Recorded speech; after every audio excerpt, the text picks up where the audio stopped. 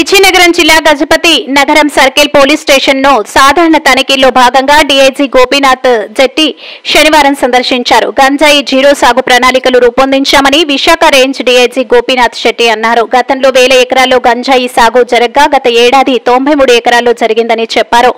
Zero సాగు తీసుకొచ్చి రైతులకు ప్రత్యామ్నాయ పంటల సాగుకు ప్రణాళికలు రూపొందించామని చెప్పారు. SP Vakul Jindal, DSP Bhavya Reddy, CI Ramana పాల్గొన్నారు.